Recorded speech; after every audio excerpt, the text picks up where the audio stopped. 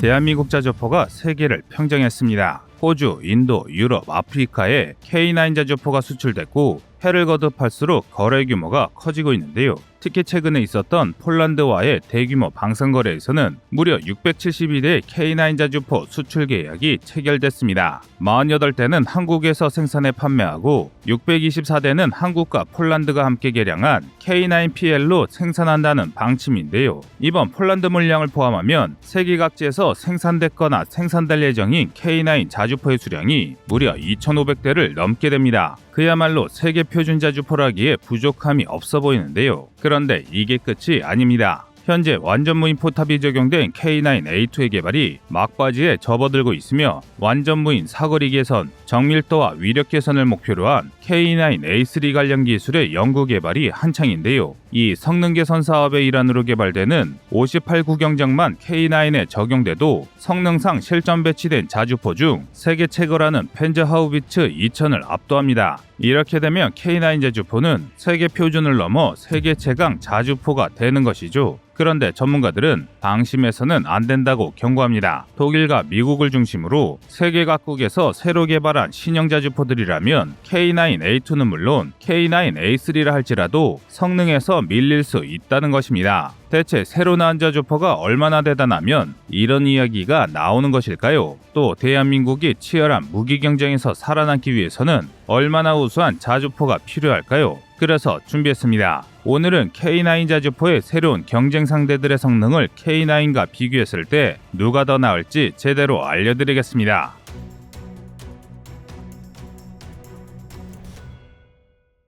(2022년) 현재 대한민국의 방산 수출은 건국 이래 그 어느 때보다 활발합니다. 매달 새로운 사업을 수주하고 신기술이 개발되며 해마다 수많은 국산 무기가 군에 실전 배치됩니다. 그만큼 기술 수준도 뛰어난데요. 국방기술품질원이 발간한 국방기술 수준조사서 2022-2036에 따르면 8대 국방 분야에서 대한민국의 종합순위는 무려 세계 9위입니다. 한때 우리에게 기술을 전수했던 영국, 네덜란드 등 유럽 국가들을 모두 제치고 세계 탑10 국방기술 보유국이 된 것입니다. 하지만 아직 우리가 넘어서야 할 아주 큰 벽이 있습니다. 바로 일본인데요. 현재 일본은 국방기술 순위는 세계 8위에서 버티고 있습니다. 그러니까 바로 우리 위가 일본이라는 뜻입니다. 불과 2000년대 초반까지만 하더라도 절대 따라잡지 못하리라던 일본을 턱 밑까지 추격한 것입니다. 그러나 올라가려는 한국만큼이나 일본도 밀리지 않기 위해 최선을 다하고 있습니다. 2015년 6위, 2018년 7위, 2021년 8위로 추락했지만 그 밑으로는 떨어지지 않기 위해 발악하고 있는데요. 그 결과물이 바로 이것입니다. 지금 보시는 자료는 8개 영역에서 양국의 국방기술 순위를 비교한 것인데요. 보시다시피 일본이 아주 근소하게 대한민국을 앞서고 있습니다. 무슨 수를 써서라도 한국에게는 지지 않겠다는 의지가 보이는데요. 그런데 딱 한 분야만큼은 일본이 사수하지 못했습니다. 그 분야는 바로 화력 분야입니다. 그 중에서도 화포 기술에서 한국의 우세가 두드러집니다. 미국, 독일, 러시아의 뒤를 이어 세계 4위의 화포 기술로 세계 9위에 불과한 일본을 크게 따돌렸는데요. 그리고 이런 한일 간 화포 기술 격차를 상징하는 무기가 바로 K9 자주포입니다. 전 세계 155mm 자주포 수출량 1위라는 우리 방산사 최고의 수출 실적과 우수한 운용성, 끊임없는 성능 개량을 통한 사거리, 위력, 정밀도의 개선 등으로 한때 라이벌 취급을 받던 일본의 99식 자주포를 압도하고 있는데요. 일본이 새 포탄을 개발했다고 기뻐할 때 한국은 개량형 K9을 출시하는 개발 속도의 격차 탓이 컸습니다. 일본과 이렇게 격차가 벌어진 것은 한국의 끊임없는 R&D 때문입니다. 한해 정부가 지출하는 R&D 예산에서 국방 R&D가 차지하는 비중을 퍼센트로 따졌을 때 한국의 국방 R&D는 15에서 20% 수준입니다. 2019년에는 16.3%였는데 이는 OECD에 포함된 경제강국 중 3등에 해당하는 수치입니다. 그런데 금액으로 따지면 2등인 터키의 국방 예산은 우리의 절반조차 되지 않습니다. 따라서 한국의 국방 R&D 투자 규모는 OECD 내에서 미국 바로 다음입니다. 하지만 그렇다고 세계 2등은 아닙니다. 중국, 러시아, 인도 같은 변수가 있기 때문인데요. 그래도 국가 규모에 비해 국방기술 연구 개발에 엄청난 예산이 투입된 것은 분명한 사실입니다. 반면 2019년 일본의 국방 R&D 투자는 일본 정부가 사용한 전체 R&D 예산 규모의 3%에 그쳤습니다. 여기서 더 놀라운 것은 이조차도 높게 잡은 수치라는 것입니다. 일본 정부의 예산 중 상당수가 국채이자로 빠져나고 있어서 한일 국방 예산이 거의 엇비슷하다는 것을 고려하면 한국이 일본보다 국방기술 발전에 5배 이상 투자한다는 해석도 가능한데요. 이런 숨겨진 이유 때문에 한국이 일본을 바짝 추격할 수 있었던 것입니다. 그런데 한국의 이런 투자가 얼마나 대단한지는 다른 나라들과 비교하면 더 잘할 수 있습니다. 2020년 전후로 독일, 프랑스는 자국 예산의 5에서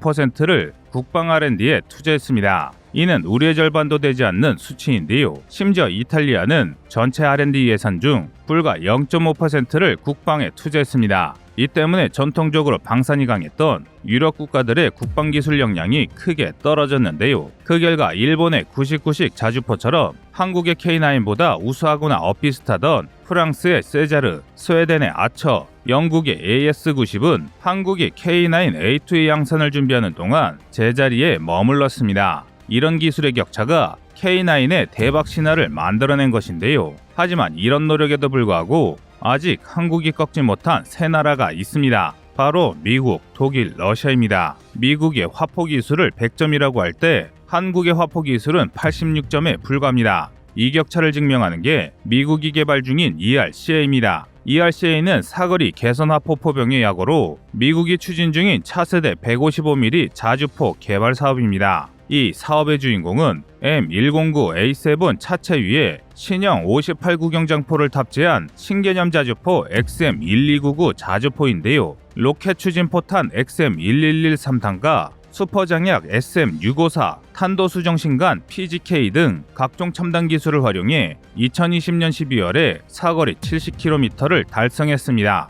또 발사 속도 역시 분당 최대 10발 사격이 가능한 것으로 알려져 있는데요. 이는 곧 개발이 마무리될 K9A2보다 발사 속도에는 동등하고 사거리 면에서는 압도적인 수준입니다. 심지어 이에 더해 장약량 증가에 따른 약실 압력 증가와 그에 따른 사격 충격량 증대에 대처하기 위해 크롬 도금을 통한 포각 내 내마모 처리까지 됐을 가능성이 큽니다. 이렇게 되면 그야말로 첨단 자주포라 할 만한데요. 그런데 놀랍게도 미국은 이렇게 대단한 자주포를 2023년부터 실전 배치합니다. 2023년 18문을 배치해 70km 포병 체계를 갖춘 뒤 2024년까지 자동장전 장치와 램제트 탄의 개발을 마무리지어 최대 사거리가 130km에 달하는 궁극의 자주포를 완성하겠다는 것입니다. 하지만 마냥 손만 놓고 다른 나라의 추월을 그냥 보고만 있을 대한민국이 아닙니다. 현재 대한민국의 화포 기술은 몇몇 분야에서 미국보다 우수한 게 사실입니다. 그 이유는 지난 20여 년간 미국이 전면전보다 게릴라전에 신경 쓰면서 39경장 M109A6 팔라딘 자주포에 머물던 사이 한국은 52구경장 K9을 2번이나 개량해 K9A2를 만들었습니다. K9A2는 완전 무인화된 포탑을 통해 분당 10발의 발사 속도를 안정적으로 유지할 수 있습니다. 이에 반해 미국의 XM1299는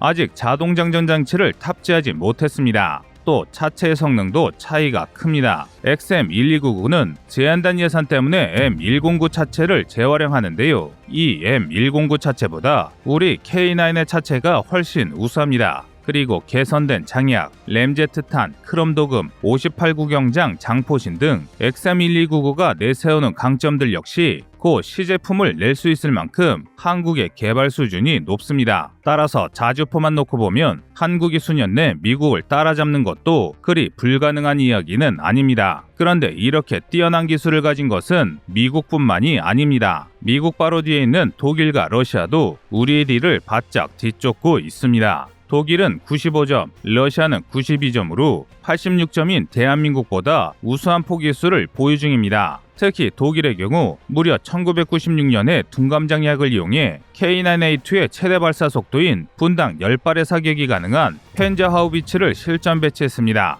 너무 비싼 가격 탓에 독일 자주포는 결국 사장됐지만 기술력만큼은 아직건재한 대포 강국이란 것이죠. 이를 증명하는 것이 독일의 RCH-155입니다. RCH-155는 독일이 새롭게 개발한 차륜형 자주포인데요. PJH의 기술과 저렴한 가격으로 더욱 개선된 성능을 확보하는 것을 목표로 개발된 4세대 독일 자주포입니다. 그래서 독일은 이미 많은 수량이 양산되어 성능이 입증된 복서장갑차 차체에 새로 개발한 52구경장 155mm 포탑인 AZ 모드를 얹어 만들었는데요. 그런데 흥미로운 것은 성능이 미쳤습니다. 전차처럼 움직이며 쏘는 기동간 사격이 가능합니다. 그리고 고작 2명이 운영함에도 분당 9발 발사가 가능하고 시속 100km로 기동할 수 있습니다. 뿐만 아니라 불카노나 엑스칼리버 같은 정밀 유도 포탄도 자유자재로 사용할 수 있는데요. 심지어 독일은 이 엄청난 자주포에 뒤이어 69경장 포신의 개발까지 진행 중입니다. K9이 K9A2로 펜자하우비츠 2000을 꺾었지만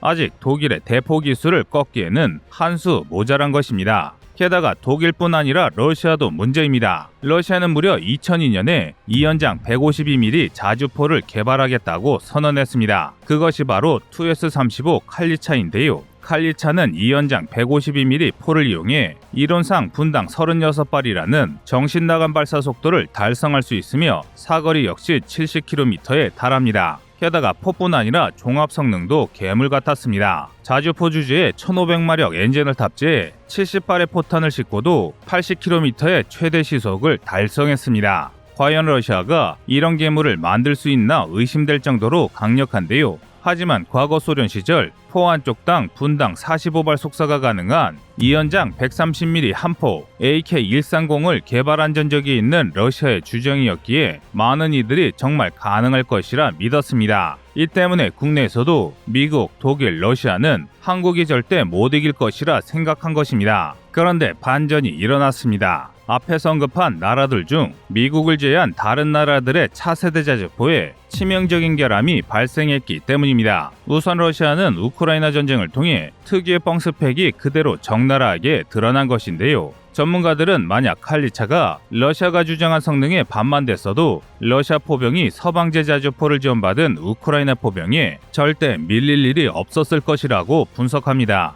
러시아가 주장하는 스펙대로라면 아무리 하이마스 할아버지가 와도 상대하기 힘든 괴물 자주포이기 때문인데요. 그리고 이 칼리차를 빼면 러시아 자주포 중 K9보다 나은 자주포가 없습니다. K9A2는커녕 기본형 K9만도 못한 2S7 피온이나 2S19 무스타이스 같은 구용 자주포 뿐입니다. 따라서 한국과 러시아 중 화포 기술이 더 우수한 것은 대한민국일 가능성이 높습니다. 그런데 이게 끝이 아닙니다. 도저히 따라잡지 못할 것 같은 독일에도 구멍이 있습니다. 우선 RCH-155는 경량 자주포입니다. 탑재 가능한 탄약량이 30발에 불과하며 차체 역시 800마력 엔진을 사용한 구형 복서장갑차라 개량 가능성이 전무합니다. 따라서 K9에 대응할 만한 69경장 자주포를 만들려면 완전히 새로운 차체를 사용해야 하는데요. 이처럼 완전히 새롭게 자주포를 개발할 경우 아무리 짧게 잡아야 10년 이상은 걸립니다. 그리고 그쯤이면 한국은 미국의 XM1299의 최종 목표인 사거리 130km 램제트 포탄과 58구경장 크롬 포신이 적용된 완전 무인 자주포 K9A3의 개발을 마무리 짓고 K9을 대체할 초장사정포의 개발을 시작할 시기인데요. 정리하자면 한국의 화포 기술은 미국을 따라잡기는 어려워도 사실상 세계 3위인 러시아를 따라잡았고 세계 2위인 독일과는 그리 큰 차이가 없다는 뜻입니다. 지금처럼 한국이 꾸준히 연구 개발에 투자한다면 세계 2위 화포 기술을 보유하는 것도 꿈은 아니라는 것이죠. 1970년대 한국은 엄청난 노력 끝에 미국산 105mm 견인포를 역설계해 KH-178 곡사포를 개발했습니다. 하지만 시대에 뒤처진 무기라는 악평 속에 1984년 한계대대 분량의 대포만 생산하고 추가 생산을 포기했습니다. 즉 베끼는 것도 느린 후진 기술국이 대한민국이었던 것이죠. 하지만 2022년 현재 대한민국은 세계 최강의 자주포를 가졌으며 세계 2위의 화포 강국으로 발전하기 위한 새로운 여정에 나섰습니다. 여러분의 생각은 어떠신가요? 이상 꺼리투브였습니다. 안녕하세요, 꺼리투브입니다. 여러분의 가부나 성원에 힘입어 군사무기에 관심 없는 분들도 쉽게 이해하실 수 있는 대한민국의 육해공 군사무기의 숨은 비하 이야기를 책으로 엮었습니다. 하루 종일 검색해도 절대 찾을 수 없었던 비밀스러운 내용을 이제 책으로 만나보세요.